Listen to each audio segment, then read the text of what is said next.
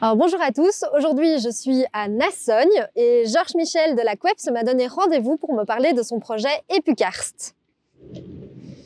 Bonjour Georges. Bonjour Florine. Alors dis-moi, pourquoi m'as-tu donné rendez-vous ici au milieu des champs? Je pensais que tu voulais me montrer le captage. Eh bien, il me semblait intéressant pour comprendre comment fonctionne le captage, de commencer par se placer à la limite de la zone d'alimentation de celui-ci.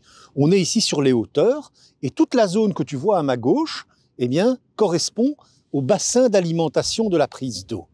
Les pluies qui tombent sur toutes ces surfaces vont s'infiltrer dans le sol, alimenter la nappe et au final, cette nappe va ressortir au captage. C'est elle qui est exploitée pour la prise d'eau. Ça paraît déjà être une belle superficie. Et dis-moi, est-ce qu'on sait en combien de temps l'eau qui tombe ici arrive au captage? Alors, on est sur un aquifère calcaire, c'est-à-dire un aquifère dans lequel il y a des grandes fissures relativement larges et dans ce type de roche, l'eau circule en règle générale plus rapidement que dans des sables ou dans des argiles. Et en effet, ce type de sol calcaire est particulièrement sensible au lessivage du nitrate. Quand les agriculteurs épandent leurs fertilisants organiques ou minéraux sur leurs terres, l'excédent d'azote qui reste dans le sol peut migrer vers les nappes souterraines sous forme de nitrate. Ici, c'est d'ailleurs pourquoi il y a un contracaptage en cours sur ce territoire. Chaque site étant un petit peu différent, on ne peut pas donner comme ça une valeur de vitesse. Pour cela, on doit étudier le problème en injectant par exemple un colorant, en faisant un traçage et en voyant en combien de temps ce colorant injecté par exemple depuis un piézomètre comme tu en vois un ici, va mettre pour ressortir au captage. Ok, et il me semble que vous en construisez d'autres d'ailleurs, des piézomètres.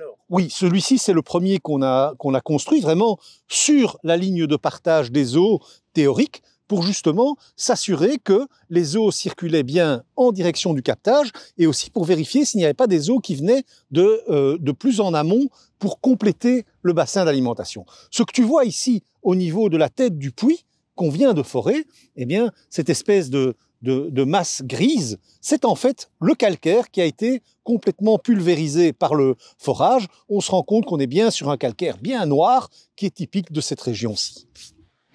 Et nous voilà maintenant devant le captage de Neuffontaine qui se situe juste derrière moi.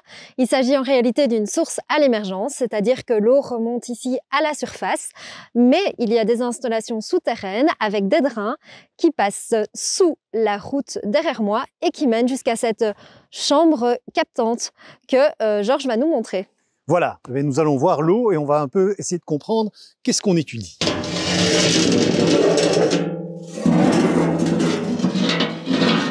Voilà. Ça, c'est le captage. Voilà. Ceci est en fait un espèce de petit réservoir. Les eaux proviennent de la zone humide par un drain, s'accumulent ici et sont ensuite envoyées via deux canalisations vers les villes de Rochefort et de Nassogne, où elles arrivent jusqu'au robinet du consommateur.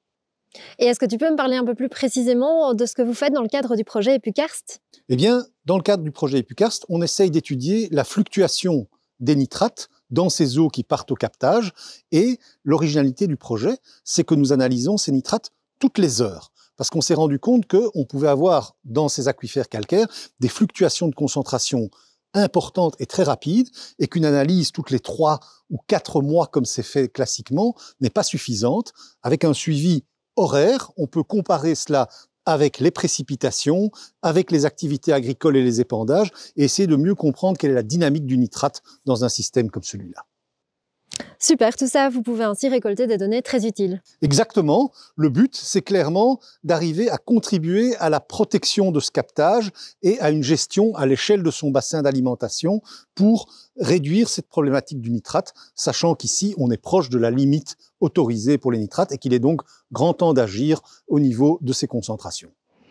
Et nous savons tous que la préservation de la qualité de l'eau est un enjeu de taille. Grâce à ce monitoring permanent, le gestionnaire d'eau va pouvoir surveiller son captage et agir en conséquence. Et ces données sont également utiles aux conseillers agricoles qui agissent sur le terrain aux côtés des agriculteurs pour prendre les bonnes mesures pour la préservation de la qualité de l'eau. Ici, sur le contrat-captage de Nassogne, donc sur le captage de Neuffontaine, c'est ma collègue Marilyn du Centre d'action Protecto de Philippeville qui est aux commandes.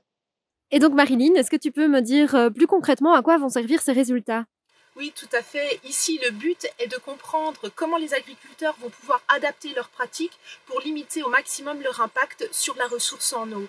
Ici, sur le captage de Neuffontaine, nous avons un sol qui est très perméable, ce qui signifie que la quantité de nitrate qu'il contient va fortement varier au cours de l'année.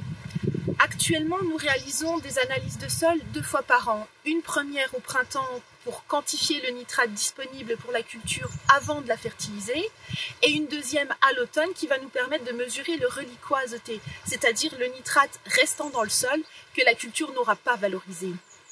Avec le projet EPUCARST, là c'est vraiment bien parce que nous allons avoir davantage d'informations. Il y aura beaucoup plus d'analyses de sol, donc nous aurons davantage connaissance de l'évolution de cette teneur de nitrate dans le sol en cours de campagne, ce qui va nous permettre d'affiner au plus juste le conseil de fertilisation. En apportant la juste dose de nitrate, les agriculteurs, de ce fait, vont réduire les risques de lessivage et ainsi protéger la ressource en eau. Génial, eh ben, on espère que les initiatives prises mèneront à de bons résultats. Et voilà, maintenant, tout comme moi, vous en savez un peu plus sur le trajet de l'eau en zone karstique, comment on effectue le suivi de la qualité de l'eau et à qui sert le projet EPUCARST. À bientôt!